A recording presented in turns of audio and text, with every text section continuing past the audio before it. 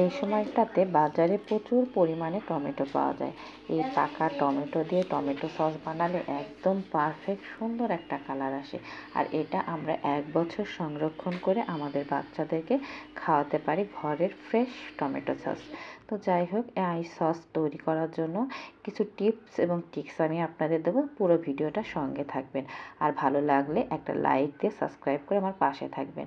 আমি এই যে দেখেন টমেটোগুলো ধুয়ে নিচ্ছি। আমি এখানে 2 কেজি পরিমাণ টমেটো নিয়েছিলাম। তবে একটা টিপস বলি, এই টমেটোগুলো কিন্তু আমি 2 দিন রেখে দিয়েছিলাম কেনার পরে, কারণ যাতে একটা সুন্দর লাল রঙের কালার আসে। একটু হালকা হালকা সবুজ সবুজ ছিল তো, তারপরে এগুলোকে এইভাবে কেটে নিয়েছি চৌকোনা করে করে।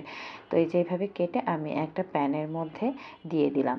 আমি কিন্তু এখানে কোনো রকম পানি ইউজ করব না। এই টমেটোর মধ্যে থেকে যে জাল হওয়ার পরে যে পানিটা বের হবে সেটাতেই এটা সিদ্ধ হয়ে যাবে। দেখেন আমি কোনো পানি দিই নাই, একদম টমেটোর মধ্যে যে পানি ছিল সেটা পানি ছেড়ে এরকম সুন্দর সিদ্ধ হয়ে গেছে।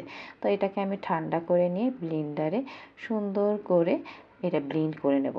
তো ব্লেন্ড করে নিলে কি হবে, এর মধ্যে যে সাবাগুলা থাকবে আর টমেটোর চচা বা বিচি সেটা থাকবে, সেটা আপনি ব্লেন্ড করার পরে এটাকে আমি একটা ছাঁকনি দিয়ে, পরে দেখেন বিচি বিচি আছে, এটাকে আমি ছাঁকনি দিয়ে ছেঁকে নেব। তাহলে ফ্রেশ একটা টমেটো হবে, এর মধ্যে কোনো জিনিস অন্য কোনো কিছু থাকবে না একদম।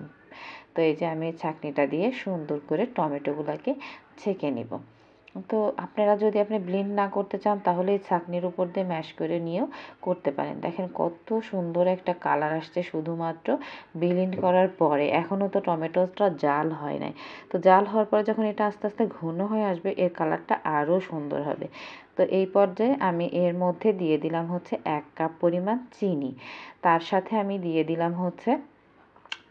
দেব হচ্ছে তেমন কোনো উপকরণই আমি দিব না, দিব শুধু শুকনো মরিচের গুঁড়া।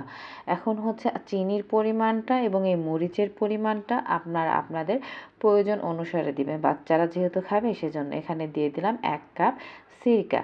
তো আমি এখানে যে চা খাওয়া কাপের 1 কাপ সিরকা দিয়েছি। দিয়ে দিলাম লবণ। লবণটাও আমরা স্বাদ মতো দেবো চেক করে করে। আমি এখানে বিট লবণও দিয়ে দিলাম। বিট লবণ দিলে এর টেস্টটা আরেকটু ভালো আসবে, এই জন্য যাতে খেতে মজা লাগে। তো এই যে দেখেন এখনও কিছুটা পাতলা পাতলাই রয়েছে টমেটোগুলো, সেজন্য আমি একটু নেড়ে চেড়ে দিচ্ছি। তো দেখেন প্রায় ঘন হয়ে আসছে আমার টমেটো, এখন একদম শেষ পর্যায়ে।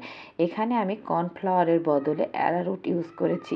এই যে দেখেন অ্যারারুটটা খুব সুন্দর করে মিশে যাচ্ছে। ও, এখানে আমি 3 চামচ অ্যারারুট ইউজ করেছি। তো যেহেতু আমার টমেটোর পরিমাণটা বেশি, সেজন্য আমার অ্যারারুটটা বেশি নিতে হয়েছে। তো আপনারা করবেন আপনাদের প্রয়োজন অনুসারে দিবেন। এখানে অনেকে কর্নফ্লাওয়ার দেয়, আমার কাছে মনে হয়েছে কর্নফ্লাওয়ারের থেকে অ্যারারুট দিলে সসটা বেশি সুন্দর আসবে। শেষ পর্যায়ে আমি আরেকটু মশলা দিলাম স্বাদের জন্য, সেটা হচ্ছে চাট মশলা দিয়ে দিলাম আমি এর মধ্যে আরও খানিকটা। এখন সুন্দর করে মিশিয়ে নেব।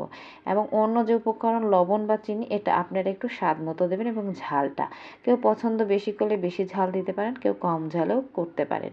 এই যে হয়ে গেছে, দেখেন এটার মধ্যে পানি পানি ভাব আছে কিনা সেটা দেখানোর জন্য আমি যে চেক করে নিচ্ছি। দেখেন এটা যখন এখন কাট করে ধরবো, দেখেন ভিতরে কোনো রকম পানি পানি দেখা যাচ্ছে, একদম ঘন থকথকা একটা টমেটো সস হয়ে গেছে, আমার রেডি হয়ে গেছে সসটা। তো যাই হোক, দেখেন এই রকম করে যদি আপনি টমেটো সস বানিয়ে 1 বছর সংরক্ষণ করে খেতে পারেন, তাহলে যেমন আপনার খরচে বেঁচে যাবে, আপনার বাচ্চারা একদম ফ্রেশ টমেটো সস খাচ্ছে কোনো রকম কেমিক্যাল ছাড়া।